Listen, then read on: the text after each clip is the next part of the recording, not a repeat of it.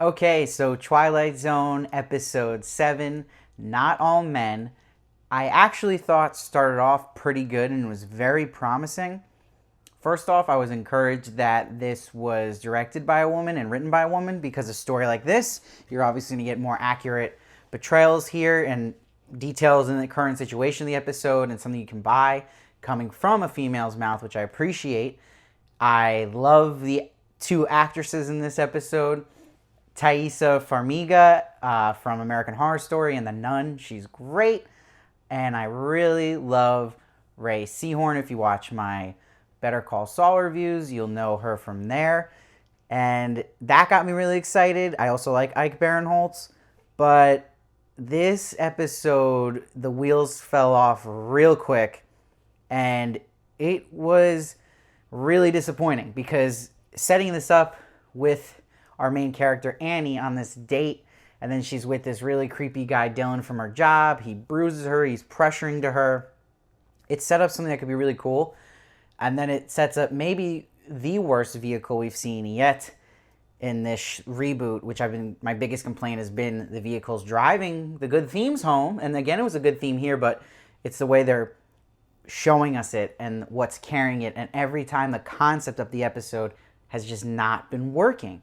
Where I hate constantly comparing it to Black Mirror, but Black Mirror is so good at having a really cool technology or a really cool situation or twist that makes the message even stronger and makes you believe it. And if you're going to teach a lesson in any form of media, you got to make sure you're hooking them in and getting their attention and a way to convince them. And there's such good intentions with all these episodes, but they're just forgetting to write a good story.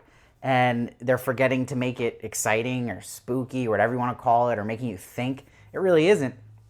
The writing's on the wall right in the beginning. And I'm really annoyed that they just kind of have these concepts where it doesn't really set up for a good twist because they're giving you everything right away. Like, maybe not even tell us right away that it's the meteor is causing the men to go kooky. Maybe save that as a reveal later on. You tell us right away so you know what's happening, and then you're just watching these two women run away from men the whole episode. And the point obviously is for toxic masculinity, and it's a very current theme right now, and the theme works. But again, just watching them run around, we got the theme, we got the point, but please make it a little more entertaining. And it's just not. It's no suspense when there should be a lot. You're just seeing them run from road to road, and there really wasn't put into much of these characters. And you just wonder, why is it 40 minutes? Honestly, this would have been way better if it was just 20 minutes. And that could just be showing this date, then this guy going kooky, and then you find out it's from a meteor or something. I mean, this twist with the placebo thing was the worst twist, if you want to call it that, out of any of the twists we've seen in this reboot. I mean, that is the laziest writing you can get, and really, really silly and unconvincing that this whole episode, they were all just fooled by this, thinking it was just like Jordan Peele says at the end, like consciousness transferring over these men and justifying what they're doing. But it was such a stretch, and you could have done it so much more effectively, and this was just not well thought out. This episode, more than any episode of The Twilight Zone so far, feels like they literally went off a rough couple points. Like, they didn't even have a script. It was like, okay, let's hit this point, and this point, and then just go with it. Like, it felt improvised, and it felt like these actors were trapped in a way because they're all so good, and just, they had nothing to work with. They're just running around. It's really, if you take off the name of the show and take off Jordan Peele as a producer, you realize it's just like any really bad Netflix horror film or just a, B horror film. That's it. It's not good. It's garbage. And it sucks because it really did start off like it was going to get clever and smart and get you on the edge of your seat, and that there really is no feeling like that, at least for me. And yeah, just a weak twist. But again, it sounds repetitive of me saying this, but again, it's just the same thing that keeps happening with these episodes. Good theme, poorly executed. So I'm giving this one a really low rating of 4.8. Let me know what you thought of it down below. Right now on IMDb, as I checked, it has like a 3.5, which is ridiculously low. So That's not good, especially if CBS All Access wants this to be the show that lures subscribers in.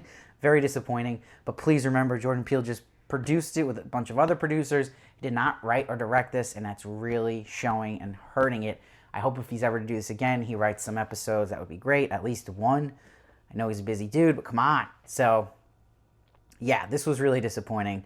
Again, I love the actors, actresses, but it's just a bad script. And it always starts with the writing. So it feels like everything I'm watching recently, and that includes Game of Thrones, the scripts have just been weak, and this impending writer strike's coming. So I don't see a lot of hope in the future right now, but staying positive. Yeah, so just let me know what you thought of this episode. Please subscribe so you don't miss one of my reviews of the Twilight Zone. I also do Game of Thrones right now. I'll be doing Big Little Lies and, of course, Handmaid's Tale. And I also just interviewed Craig Ferguson, so please check that out as well. And follow me at SteveVarley1 for more of me on Twitter and Instagram. And I'll see you next time.